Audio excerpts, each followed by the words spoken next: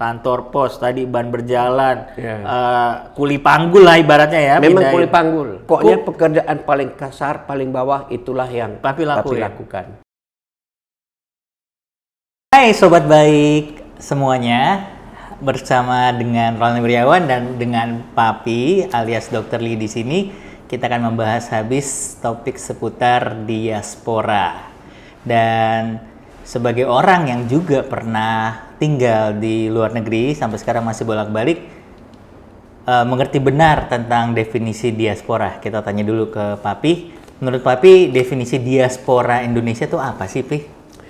Kalau menurut Papi, diaspora Indonesia itu adalah mereka yang tadinya warga negara Indonesia, bermukim di luar negeri, tapi hatinya masih lengket ke Indonesia. Ya, jadi di luar status kewarganegaraan, meskipun dia WNI atau WNA, tapi hatinya... Yang penting hatinya masih lengket di Indonesia. Hatinya tetap Indonesia.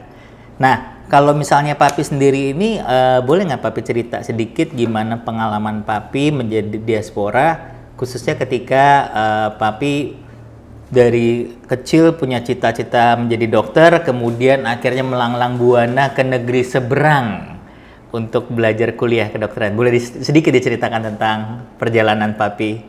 Iya, barangkali ceritanya ini agak ekstrim ya.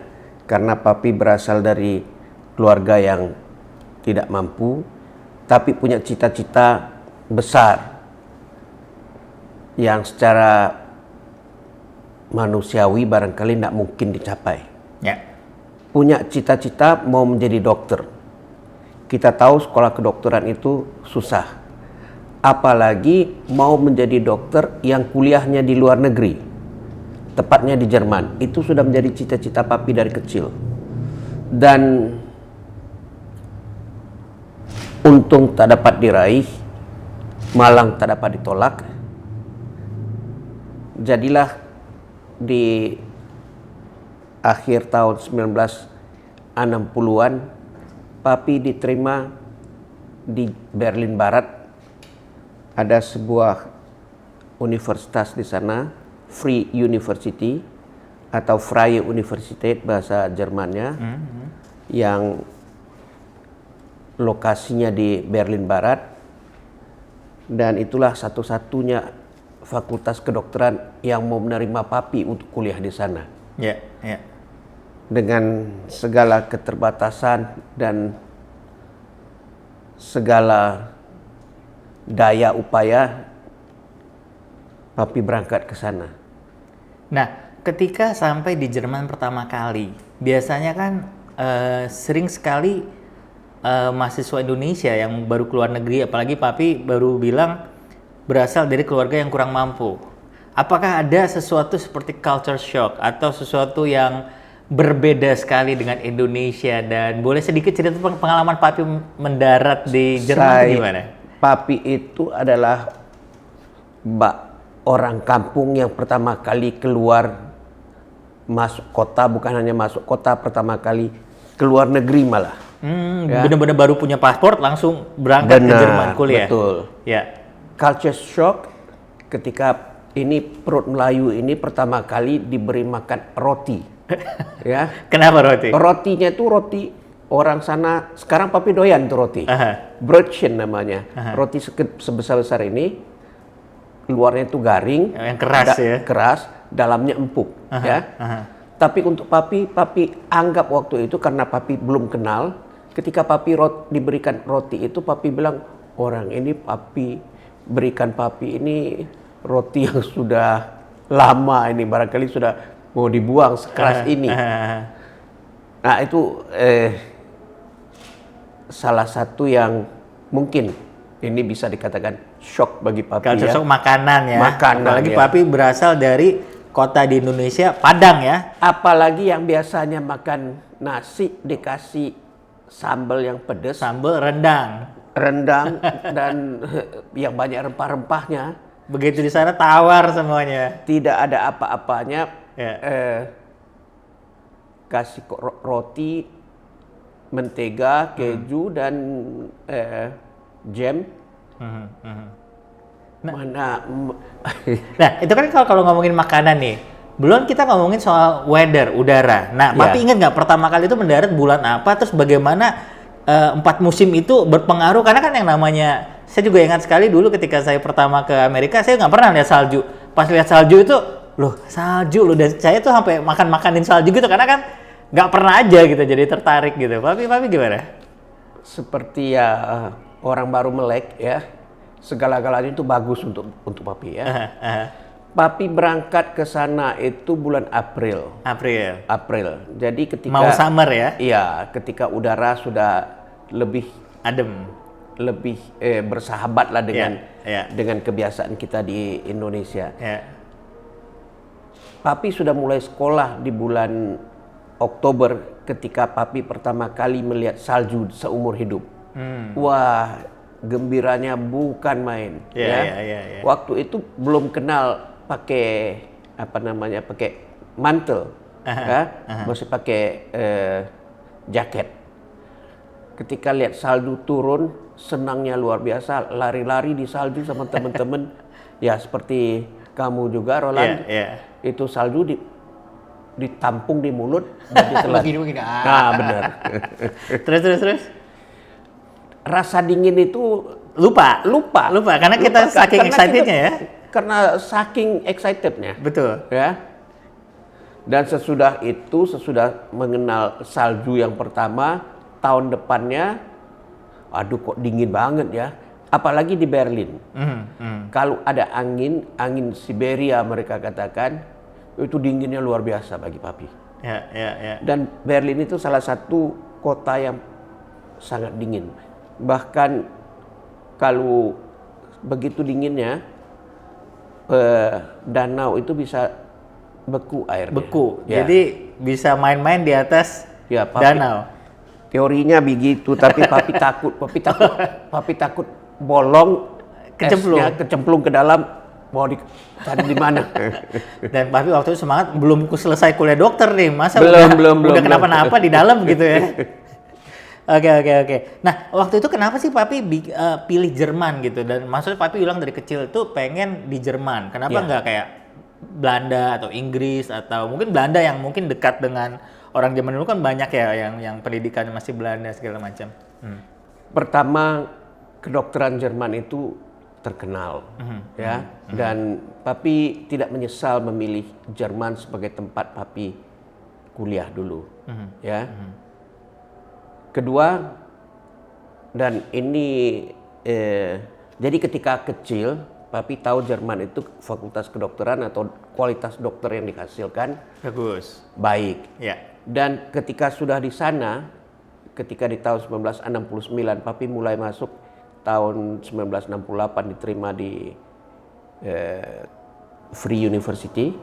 Tahun 1969 pemerintahan diambil alih oleh Partai Sosial Demokrat yang menang mutlak.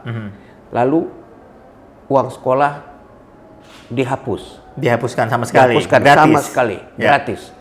Itu tentu Papi terima dengan senang hati dan lapang dada. Terus. Dan ini berlanjut terus sampai ketika Papi hampir selesai, uang sekolah tidak dihapus lagi, tapi uang sekolah itu sangat murah, 150 Deutsche Mark waktu itu satu semester. 150 itu kursnya $1 Amerika setara dengan 4 DM, 4 Deutsche Mark. Berarti 150 itu sekitar 40-an lah. Hampir 40 ya. Hampir 40, 37,5 tepatnya.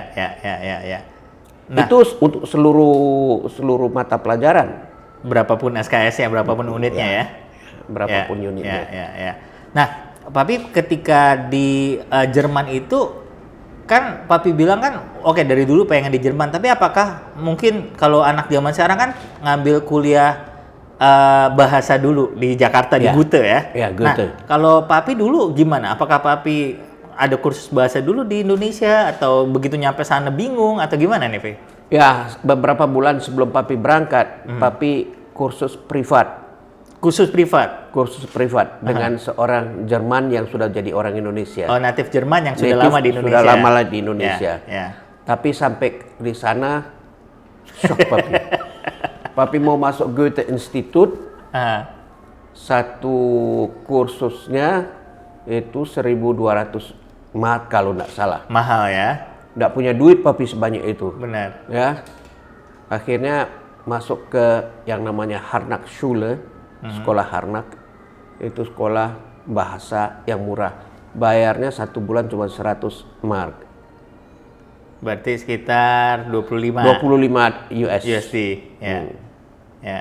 Nah, berapa lama nih? Maksudnya kayaknya papi kalau aku baca-baca di buku biografi kan sangat pintar menghafal ya dari kecil ya. Nah, kalau bahasa itu sebenarnya Jerman itu apakah menghafal juga, tapi atau juga ada kayak grammar kayak di Inggris atau bagaimana nih, papi? Ya, grammarnya berbeda dengan grammar Inggris. I see. Bahasa Jerman grammarnya jauh lebih sulit daripada bahasa Inggris. Inggris aja saya masih nggak bisa, berarti Jerman udah jauh banget kayaknya. Terus. Papi masuk, papi ingin menghemat. Papi minta itu ada 3 kelas, dasar, tengah, dan atas. Papi bilang papi mau masuk yang atas untuk menghemat. Paling tinggi ya, biar cepet deh pokoknya ya. Katanya kamu pengetahuan bahasamu hampir 0. Kamu Jadi kayak percuma gitu kalau papi ngerasa yang di Jakarta ngeles private ya. Papi tetap berkeras Mau yang advance aja lah. paling atas. Boleh kita coba katanya. Baru masuk malu papi diketawain teman-teman. Ada yang dari India, ada dari Pakistan, ada dari berbagai bangsa lah di sana. Papi nak mengerti apa-apa. Iya. Akhirnya papi bolos 1 minggu. Bolos 1 minggu. Bolos Kenapa 1 tuh? minggu. Sakit atau Oh kenapa? tidak, karena mau mengupgrade diri. Jadi karena malu, papi bolos Seminggu. selama seminggu. Kenapa tuh? Di rumah mulai dari bangun pagi berdiri di depan kaca, mencoba melafalkan kata-kata bahasa Jermannya, satu, kedua belajar grammarnya. Boleh ini kan buat yang penasaran nih, papi bisa banget bahasa Jerman dan ini papi bisa memperagakan ulang nih ketika papi di depan kaca dan masih melafalkan. Oke, anggap ini kacanya nih, papi. Silakan papi, biar buat sahabat-sahabat orang-orang baik di sini yang pengen tahu nih, papi waktu itu kan bayangannya begini, begitu nyampe di private les private itu hilang, orang nggak bisa nih 0 gitu. Terus papi bertekad untuk pulang bolos seminggu belajar bahasa dan saya adalah cermin. Silakan papi. Ya, misalnya bahasa Indonesia kita tidak mengenal Ibu. kita tidak mengenal kita tidak mengenal ya, bukan loh, Ya. ya. Lalu kita tidak kenal juga, ya, schwer misalnya, Schwierigkeiten. Itu papi coba lafalkan di depan kaca dan papi berusaha sebaik mungkin. Ya. Lalu grammarnya papi hafal. Der, die, das, wer, wie, was, der Mann, den Mann, dem Manne, des Mannes. Itu papi hafal itu. Ya. Dan belajarnya apakah kalau bahasa Inggris kan hi, my name is siapa, my hobby is apa gitu. Kalau di Jerman di dalam buku kamus papi bawa kamus Indonesia dari Indonesia Jerman, dari yang masih dari cetakan Jakarta. zaman dulu. Ya, sebesar ini, setebal ini. Tahu enggak, Roland, apa yang papi lakukan? Papi di samping belajar grammar, papi hafal kamus. Satu kamus. Enggak sampai satu kamus itu. Tapi maksud buka-buka kamus kan kayak. Bukan, papi hafalkan selembar demi selembar. Wow. Gila emang. Ya gila sih. Saya aja nggak pernah bahasa Inggris. Tapi ngapalin. Tapi it work. Tapi ya karena papi ingin sesudah 1 minggu, papi yakin harus bisa. Papi tahu kalau lebih dari 1 minggu nanti papi juga dipecat kan. Nggak bisa di kelas advance lagi. Ya dan akhirnya sesudah 1 bulan papi di kelas advance itu, papi malah diminta untuk diadu dengan murid dari sekolah lain. Wow. Tunggu. Berarti setelah seminggu itu papi belajar kamus lembar demi lembar, kemudian 1 bulan. Grammarnya Dan juga. waktu itu keterima di advance. Ya, Keterima setelah seminggu. Iya. Karena malu di advance pengetahuan papi itu hampir sama dengan 0. Pas awal-awal ya. Pada awalnya itu hari-hari pertama itu ya itulah bolos. Berarti papi emang Belajar. dari dulu jenius banget ya. Ibaratnya Papi nak mau mengatakan jenius Ya, lah.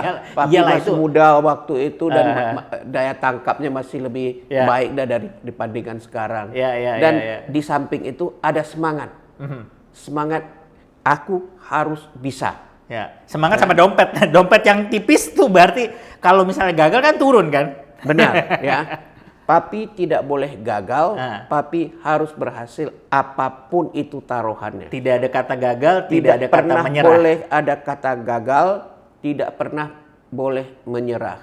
Ya. Dan ini harus dijaga sampai ke akhir hayat kita. Semangat. Nah, itu akhirnya ngomongin menjadi diaspora juga kan. Ya. Tapi sering sekali nih orang takut ke luar negeri ya. Orang Indonesia tuh selalu nyaman dengan negeri yang kaya raya ini. Nah, karena mereka tuh punya anggapan kalau misalnya ke luar negeri itu nanti nggak bisa bahasanya. Nanti kita dikira pendatang, orang luar. Nanti kita dirasisin.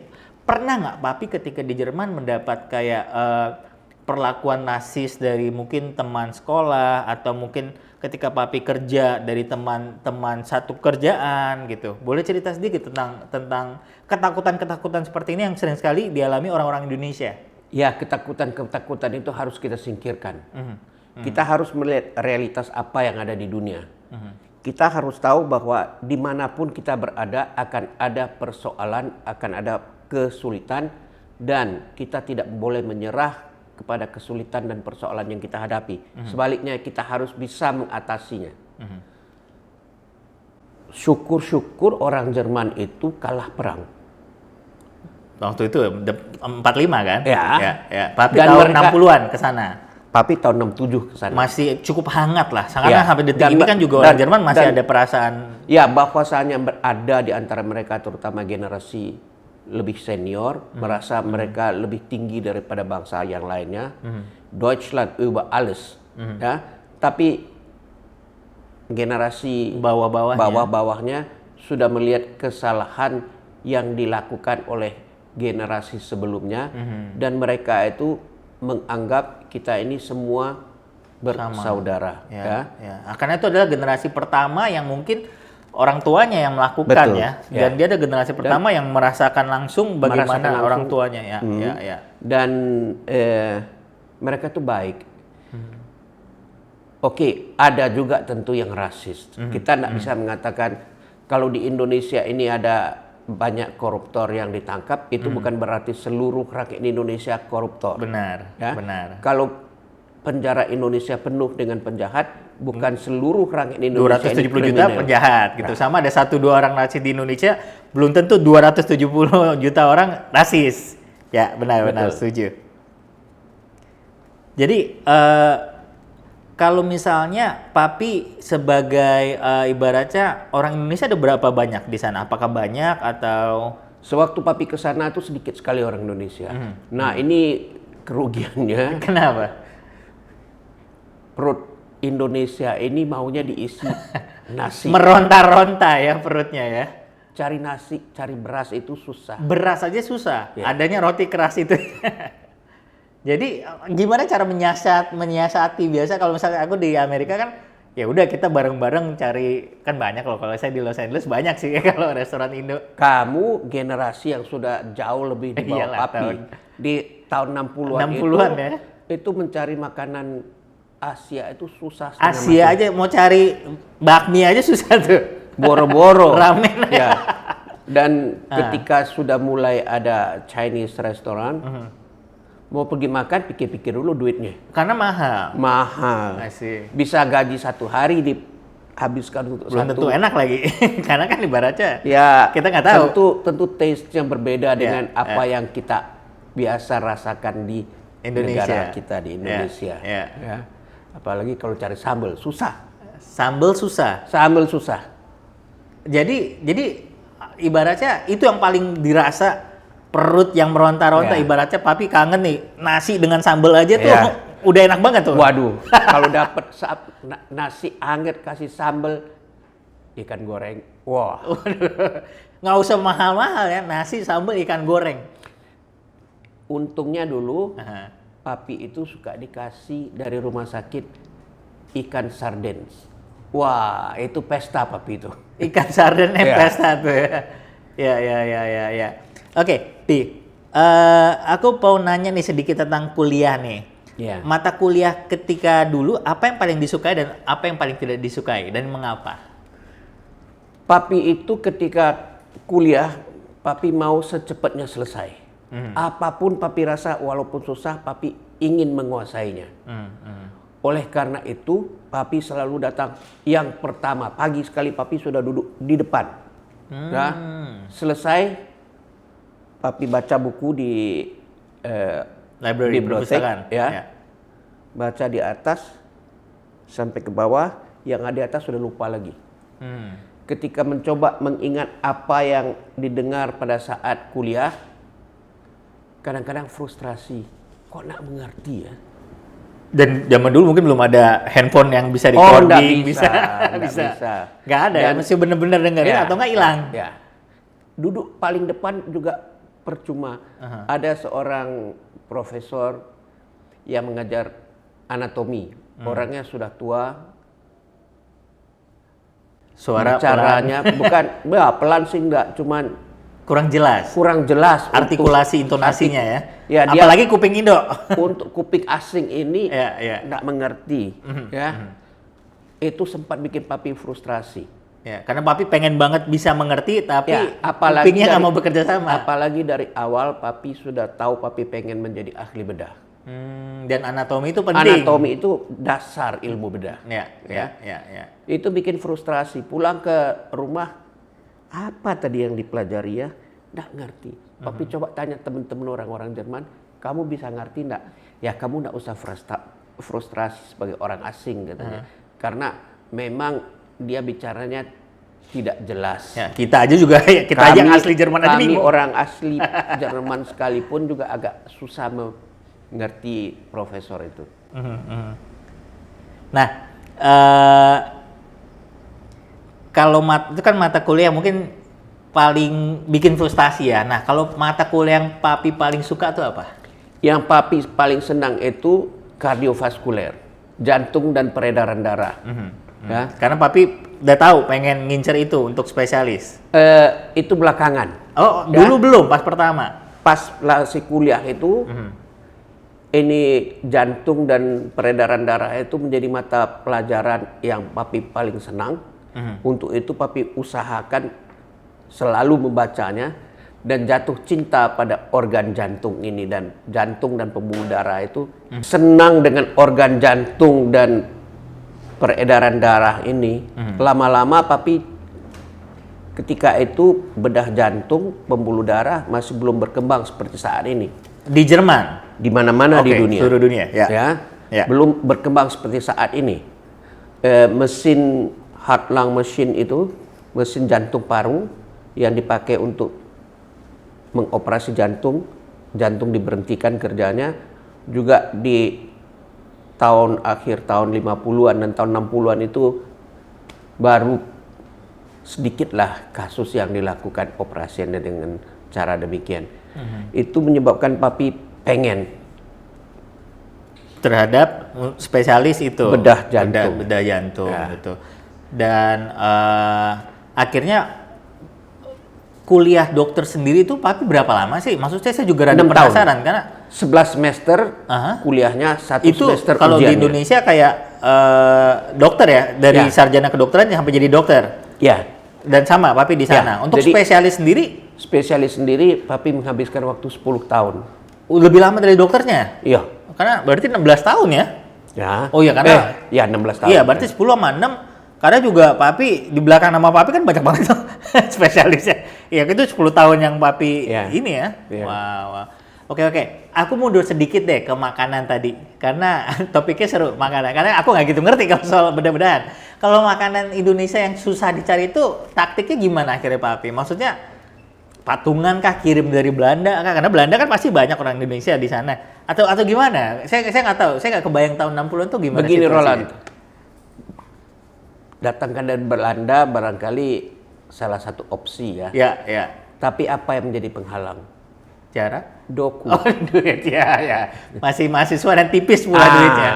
Ya. Akhirnya papi masak sendiri. Papi bisa masak rendang. Oh, rendang. Oh ya, rendang. Rendang dari scratch tuh. Lah bumbu-bumbunya? Itu dari Indonesia dari rumah. Mama dulu kirim. Kalau ada teman pulang, kirim cabai kering. Cabai kering, cabai terus kering yang segala sudah jenis diulek itu. pala apa? Ya, segala bumbu-bumbu rendang ya. Bumbu-bumbu. Ya. Dan bikin sendiri. Wow. Jadi dan itu papi dari dulu udah belajar masak apa karena begitu di Jerman nggak ada makanan Indo akhirnya kalau kita terpaksa apapun juga bisa ya. Ide itu akan datang sendirinya. Benar. Kalau udah kepaksa apalagi perut yang meronta-ronta. Mau rendang gitu ya. Oke, nah kita ngomongin tadi makanan Indonesia, rendang, udah gitu sarden. Nah, kita akan ngomongin makanan Jerman sekarang. Nah, kan papi bilang tadi cuma sempat cerita roti. Nah, selain roti ini makanan Jerman apa yang paling disukai dan makanan yang kurang disukai? Misalnya roti kan keras tuh, atau misalnya aku ingat banget ketika aku ke Jerman itu yang aku nggak suka nih, dalam arti bukan nggak suka gimana, tapi agak aneh, wagu atau janggal adalah ketika aku minta pesen air putih, dikasihnya air soda. Dan aku kayak, kenapa nih orang Jerman minum kayak ginian gitu. Air udah enak-enak dikasih soda gitu loh. Nah itu pengalamanku. Mungkin karena mereka suka bir dan segala macam, semuanya disodain. Kalau Papi gimana? Cara? Memang orang Jerman tidak ada yang minum air jernih seperti kita. Still water kalau nggak salah di restoran namanya. Kalau mau minum dari keran, nggak usah pesan-pesan minum sendiri dari keran. Ya, waktu itu kan aku itu adalah minumanku sehari-hari. Air keran. Ya, itu nggak usah dimasak, itu sudah bersih. Lah ya, steril. Ya. Dan papi memasak sendiri. Akhirnya akhir tahun 60-an, awal tahun 70-an sudah lebih banyak beras yang bisa dibeli. Ada beras Patna namanya, ya. Patna dari Thailand. Enggak. Mereknya Patna, Patna. Oke. Itu diimpor dari Belanda. I see. Dari mana Belanda dapat papi enggak tahu. Iya. Satu bungkusnya 250 gram. Itu bisa dibeli di mana-mana, ya. Masak sendiri, ya sesuai dengan selera kita. Ya. Dan papi ajak teman-teman untuk makan bareng Indonesia. Tapi kalau papi misalnya pasti mungkin ada lah dari sekian banyak makanan Jerman yang papi suka. Nah kira-kira apa tuh papi? Bisa ceritain nggak? Mungkin papi nabung dulu untuk makan makanan itu atau gimana nih? Misalnya kayak kalau Jerman sih bayanganku sosis ya, atau apa yang papi paling suka? Steaknya kah atau? Steaknya, schnitzelnya. Schnitzel itu apa? Itu jadi seperti steak juga, tapi dagingnya itu ada tulangnya seperti huruf L begini ya. T-bone gitu ya. T-bone ya. Itu papi doyan. Ya. Rasanya makanan Jerman hampir nggak ada yang papi nggak doyan sekarang ya. Oh, karena sudah 16 tahun lebih itu cuma kuliah. Hampir 20 tahun 20 papi tahun. di sana. Ya. Jadi sudah beradaptasi dengan cara hidup orang Jerman. Tapi yang dulu awal nggak suka dan jadi suka apa? Itu Brötchen itu, roti keras itu. Ya? Sekarang cari itu. Nyari, susah nyari di Jakarta lagi. Di Jakarta nggak ada. Nggak ada.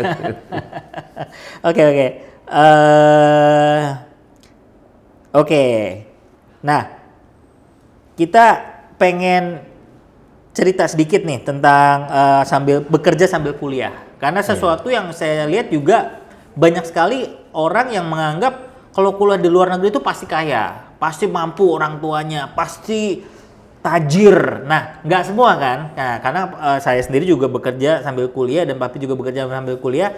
Papi boleh cerita nggak pengalaman bekerja seperti sambil kuliah dan pengalaman mahasiswa Indonesia lain yang sampai detik ini aku yakin mahasiswa-mahasiswa Indonesia di sana juga masih banyak yang bekerja atau mendapat beasiswa dan ibaratnya dari keluarga yang kurang mampu atau keluarga petani atau apapun itulah yang kemudian ke Eropa dan bekerja sambil kuliah. Selama kita ingin bekerja, selama kita yakin kita akan mencapai apa yang kita cita-citakan, bekerja itu memang bukan suatu yang gampang, tapi bukan sesuatu yang mustahil dikombinasikan dengan kuliah kita. Itu sudah papi lakukan, ya. Kalau pagi kuliah, sore selesai kuliah, masih bisa nguli di kantor pos untuk 4 jam. Dan weekend 8 jam satu hari. 8 jam kerja di bidang apa nih, papi? Pekerjaan paling kasar. Oh, kasar. Jadi ibaratnya nggak usah malu gitu ya? Nggak usah malu. Ya, kalau emang tujuannya untuk cari uang, untuk biaya segala macam. Selama kita tidak mencuri, selama kita melakukan Itu baru malu ya kalau mencuri ya. Selama kita melakukan pekerjaan halal yang kita lakukan, untuk apa kita malu? Betul. Ya. Betul. Dan papi bersyukur di tahun-tahun itu ekonomi Jerman lagi booming. Mereka butuhkan tenaga-tenaga kasar untuk menggantikan tenaga-tenaga Jerman yang sudah lebih maju, ya. Dan oleh karena mereka orang Jerman hampir tidak ada yang melakukan pekerjaan kasar itu lagi, dibutuhkanlah tenaga-tenaga ekstra yang menyelesaikan pekerjaan seperti kasar. apa aja, Papi? Misalnya bekerja di ban berjalan, misalnya mensortir barang-barang, bongkar muat truk. Fisik tuh berarti Fisik, ya? Bongkar muat. Dan Papi nggak ragu, maksudnya Papi kan nggak gede ya, kayak saya gitu, agak kecil. Nggak apa-apa tuh, ngangkat bongkar muat. Dulu itu bongkar muat di kereta, gerbong itu penuh dengan barang-barang semua, dimasukkan di dalam kantong-kantong karung, satu karungnya itu 50 beratnya, itu kuat. Wow. Oh, kuat. Benar-benar perjuangan banget tuh ya berarti. Ya, itu berapa ton itu? Berarti kalau mau dihitung-hitung Papi pernah ngapain aja mah banyak sekali ya. Kantor pos tadi, ban berjalan, kuli panggul lah ibaratnya ya. Memang kuli panggul. Terus di restoran di bagian cuci piringnya. Karena kan kalau di Amerika dan di banyak tempat lain restoran kalau dishwasher udah paling rendahnya tuh ya ibaratnya. Baru busboy kan, dishwasher, busboy, kitchen, baru waiter, kemudian pokoknya pekerjaan paling kasar, paling bawah itulah yang Papi lakukan. Karena disitulah orang tidak ada yang mau kerja karena mereka punya kualifikasi sudah lebih dari Papi. Ya. Dan Papi nggak malu saat itu. Sampai detik ini juga nggak malu ya. Yang penting dapat uang dan Papi bisa makan. Ya. Dan Papi bisa melanjutkan sekolah.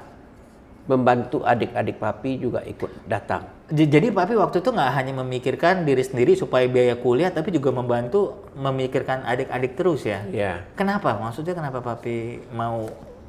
Ini adalah karunia dari Tuhan bahwa kita orang-orang Timur ini sangat dekat dengan keluarga kita. Ya. Dan Papi rasanya kalau cuma Papi sendiri yang sekolah, Papi sendiri yang selesai kuliahnya tanpa memikirkan adik-adik Papi, itu ada sesuatu yang kurang bagi Papi.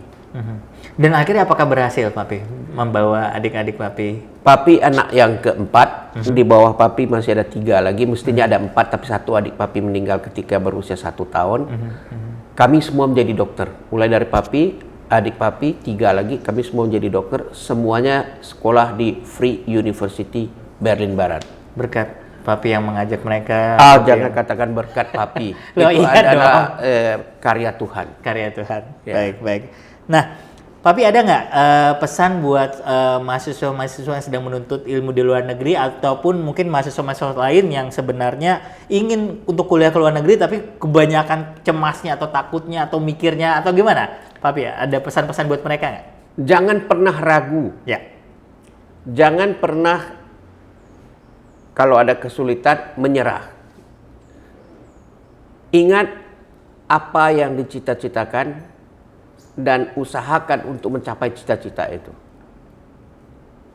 Apapun yang dicita-citakan, apapun sekolah yang ditempuh, itu semua berguna. Ya. Ya.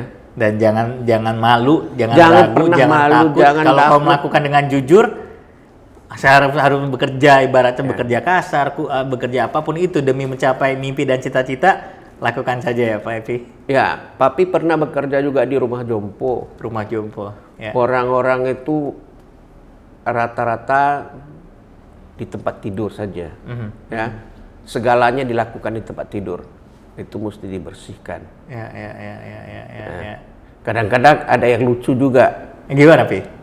Tetanggaan satu sama lain berantem. Orang tua nih. Orang tua. Mereka sudah agak pikun ya. Gigi palsuku kebalikan dong. Gigi palsu. Masih dipinjam. terus. Kita ya mendengarnya lucu. Iyalah. Ya, tapi ya itulah orang tua yang sudah pikun. Gigimu kan ada di dalam mulutmu. Ya tadi kan kamu pinjam. Iya juga ya. Kenapa gue bilangnya lu nyuri gue? Ya. Oke Pi, mungkin segitu aja kali ya cerita tentang diaspora. Dan semoga kita bisa ketemu lagi, ngobrol-ngobrol lagi tentang topik-topik diaspora dan mungkin topik-topik lain seputar diaspora. Thank you banget Papi. Jangan lupa untuk Share, subscribe, dan berikan komentar Anda. Oke, sampai jumpa di lain kesempatan. Sampai ketemu lagi. Bye. Bye.